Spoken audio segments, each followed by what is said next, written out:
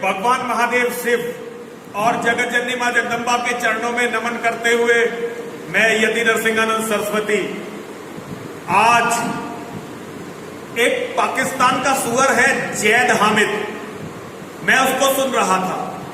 वो बता रहा था कि उसकी किसी कोई किताब है जिसमें कहा गया है कि गजवाए हिंद होकर ही रहेगा, और वो कह रहा था कि कुछ हिंदुओं की किताब में भी गजवाए हिंद के बारे में लिखा हुआ है। मैंने आज तक हिंदुओं की किसी भी किताब में इस गंदगी के बारे में नहीं सुना। हाँ, हमारी किताबों में एक मोहम्मद नाम के आदमी के बारे में तो लिखा हुआ है जिसके पंथ का खात्मा हमारे यहां होगा, भारत में होगा, और फिर उसका नामो निशान मिट जाएगा। ये कुरान और हदीसों में भी लिखा हुआ है। लेकिन वो लोग पता नहीं कहां से झूठी झूठी बातें गढ़कर अपने लोगों को मूर्ख बनाते हैं। लेकिन दुख की बात यह है कि वो जो अपने लोगों को मूर्ख बना रहे हैं, उनकी बातों में भी हमारे भी बहुत सारे लोग फंस जाते हैं और विश्वास करने लगते हैं कि ये तो होगा ही होगा। गजवाए हिंद जैसी कोई चीज नहीं है। यदि हम हिंदू गीता को मानने लगेंगे तो दुनिया में गजवाए हिंद जैसी कोई भी चीज नहीं रहेगी। और यदि हम भगवान श्री कृष्ण, भगवान राम, भगवान परशुराम, महर्षि चाणक्य, बजरंगबली, हनुमान की बातों को नहीं मानेंगे तो फिर हम आजाद नागरिक की तरह से नहीं रह सकेंगे। मैं ये नहीं जानता कि मुसलमानों की किताबों में कितना सच लिखा हुआ है, लेकिन कुछ कुछ बातों से मैं सहमत होता हूं। एक कुरान की आयत है, जितने भी हिंदू कुरान पढ़ते हैं वो अच्छी तरह से जानते हैं, और मैं बता रहा हूं हिंदुओं को। एक कुरान की आयत है कि ए मोमिनो, ए मुसलमानों, तुम जिहाद करो। यदि तुम 10 हो तो तुम 100 काफिरों पर भारी पड़ोगे, और यदि तुम 100 हो तो तुम 1000 काफिरों पर भारी पड़ोगे, क्योंकि अल्लाह ने इन काफिरों की बुद्धि भ्रष्ट कर दी है। अल्लाह नाम के किसी भी जीव ने हम हिंदुओं की बुद्धि को भ्रष्ट नहीं किया है। हम हिंदुओं की बुद्धि को भ्रष्ट किया है हमारे झूठे धर्माचार्यों ने और कथावाचकों ने। और इन झूठे धर्माचार्यों और झूठे कथावाचकों ने ही हमारे देश में इस्लाम को फैलाने का असली कारनामा अंजाम दिया है। अब वो समझने की कोशिश करिए कैसे अंजाम दिया है। हमारे वेद की एक सूक्ति है, मन हिष्टो व्रतम हंतम।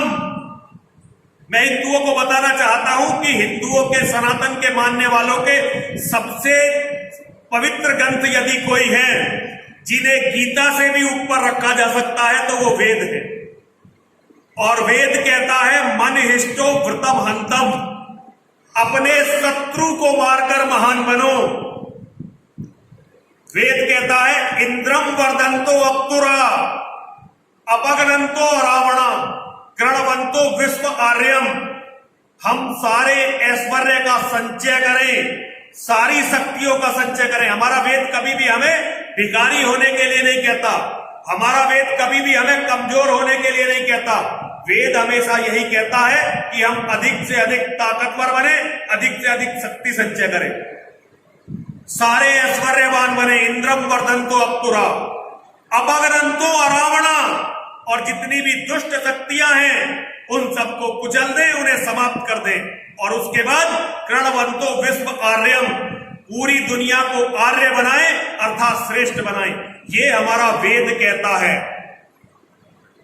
हमारा वेद कहता है कृतम में दक्षिणे हस्ते जयो में सव्य आहिता।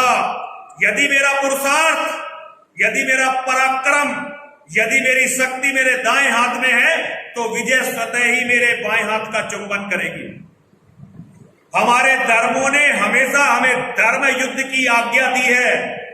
जब भी धर्म पर कोई संकट हो तो हमारा धर्म कहता है कि हम धर्म के लिए लड़ मरे। श्रीमद् भगवत गीता, जिसे मैं हिंदू सनातन धर्म का आधार मानता हूं, श्रीमद् भगवत गीता में भगवान श्री कृष्ण ने कहा है, श्रेयान स्वधर्मे विगुणा पर धर्मात् अनुष्ठितात् स्वधर्मे निधनम त्रेया पर धर्मो भयावह। अपने धर्म में यदि कोई खराबी भी है तो हमें सदैव अपने धर्म का पालन करना चाहिए, क्योंकि दूसरे का धर्म हमारे लिए नहीं बना है, दूसरे का धर्म दूसरे के लिए बना है। 5200 साल पहले भगवान श्री कृष्ण हमें रास्ता दिखाकर गए थे। श्रेयान स्वधर्मे विगुणा, अपने धर्म में कोई खराबी भी है, यदि तुम्हें लगता है कि तुम्हारे धर्म में कोई खराबी भी है, तब भी अपने धर्म पर अडिग रहना चाहिए। श्रेयान स्वधर्मे विगुणा पर धर्मात् अनुष्ठितात्, क्योंकि दूसरे का धर्म हमारे लिए नहीं होता, दूसरे का धर्म हमारे लिए अच्छा नहीं है। स्वधर्मे निधनम श्रेया, अपने धर्म में रहकर इसका या अपने धर्म के लिए यदि मृत्यु का भी चयन करना पड़े, हमें मृत्यु को भी स्वीकार करना पड़े, तो मृत्यु को स्वीकार कर लेना चाहिए, क्योंकि परधर्मो भयावह, क्योंकि दूसरे का धर्म भयानक होता है। भगवान श्री कृष्ण ने सारे मनुष्य को मात्र को बताया था, अथ चेतत्वम अहंकारान न श्रोष्यसि विनक्ष्यसि, यदि झूठे अहंकार के वशीभूत होकर तुम मेरी बात को नहीं मानोगे तो तुम्हारा विनाश होगा। और भगवान श्री कृष्ण की बात क्या है जिसे भगवान श्री कृष्ण सबको मनवाना चाहते थे? भगवान श्री कृष्ण की बात यह है कि जब धर्म खतरे में हो तो हर व्यक्ति अपने शस्त्र लेकर खड़ा हो जाए। रामायण का भी मूल आधार क्या है?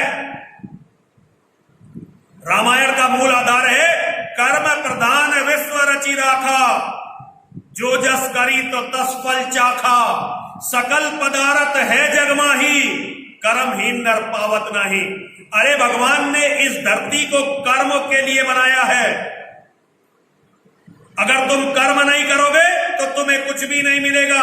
भगवान की धरती पर सब कुछ है, लेकिन मिलता उसी को है जो कर्म करता है।